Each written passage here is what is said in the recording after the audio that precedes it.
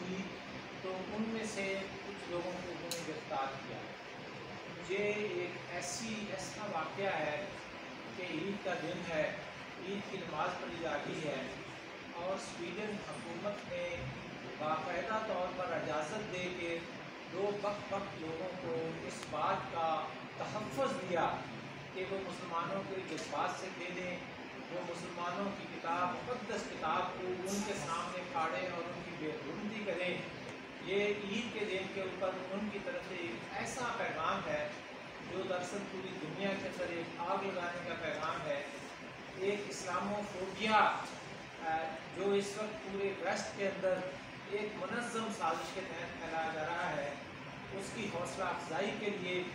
اور دنیا کے امن کو تباہ و برباد کرنے کی ایک بہت بڑی سازش ہے۔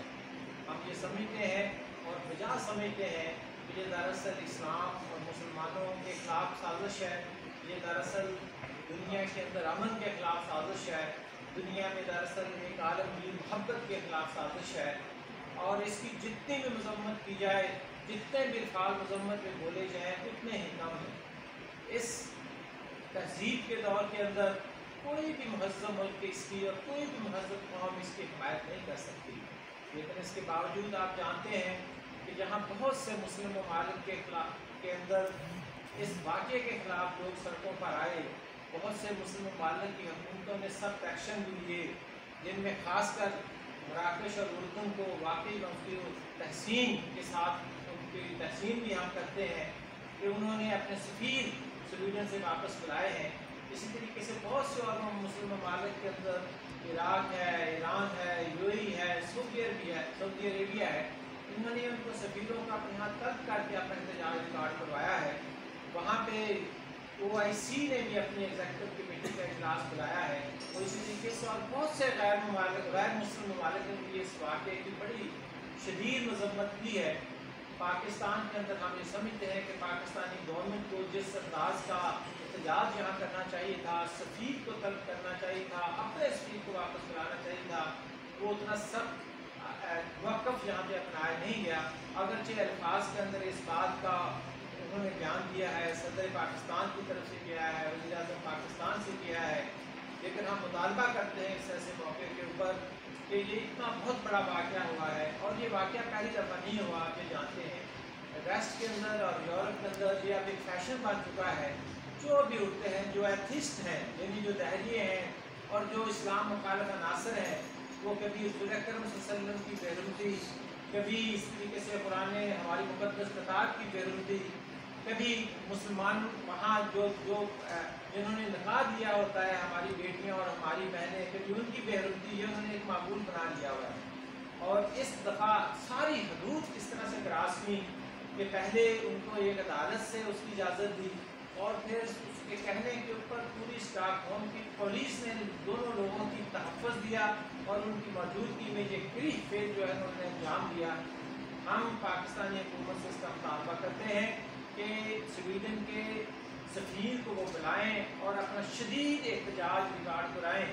اور ان کو یہ بات یاد دلائیں۔ یہ پہلا واقعہ اسی سال جنوری کے اندر ہوا تھا، اور اب یہ دوسرا واقعہ صرف 6 مہینے کے بعد دوبارہ یہ واقعہ ہوا ہے کہ اگر آئندہ کوئی اس طرح کے واقعہ ہوا، اگر سویڈن کی گورنمنٹ نے اس کا نوٹس لیتے ہوئے ان لوگوں کو گرفتار کر کے سزا نہ دی، تو سویڈن کے ساتھ ہم اپنے سفارتی تعلقات منقطع کرنے کے اوپر مجبور ہوں گے۔ میں یہ سمجھتا ہوں کہ ہمیں حکومت پاکستان کو سب کو یہ مطالبہ بھی کرنا چاہیے اور حکومت پاکستان کو یہ اسٹیپس سارے لینے چاہیے۔ آج دنیا کے 2 ارب مسلمان اور تقریباً 58 ممالک سراپا احتجاج ہیں۔ 2 ارب لوگوں کی یہ دل شکنی ہوئی ہے، ان کی مقدس کتاب اس کو سر عام مسلمانوں کے سامنے، مسلمانوں کی مسجد کے سامنے عید کے موقع کے اوپر یہ فعل جب انہوں نے کیا ہے تو اس سے سارے مسلمان اس وقت برانگیختہ ہیں، اور ان کا یہ بجا مطالبہ ہے کہ جن لوگوں نے یہ حرکت کی ہے اور جو انتظامیہ اس کے اندر ملوث ہے ان کو سزا دینی چاہیے۔ جماعت اسلامی اسلام آباد نے اس سلسلے کے اندر فیصلہ کیا ہے کہ ہم کل بروز سوموار اس واقعہ کی مذمت کے لیے اور اپنا احتجاج ریکارڈ کرنے کے لیے کل 5 بجے ہم انشاءاللہ سویڈن ایمبیسی کے سامنے پرامن مظاہرہ کریں گے۔ ہم پورے اسلام آباد کی عوام کو بھی، ہم پورے اسلام آباد کے نوجوانوں کو، ہم پورے اسلام آباد کے اپنی بہنوں اور بھائیوں سے گزارش کریں گے کہ وہ کل مظاہرے کے اندر شریک ہوں اور اپنے جذبات سے لوگوں کو بھی، سویڈن ایمبیسی کو بھی اور انٹرنیشنل جتنا میڈیا ہے اس کو بھی اور ساری اقوام کو بھی دیں کہ ہم ایک محبت کرنے والے، ایک امن کا پیغام دینے والے، ایک سلامتی کا پیغام دینے والے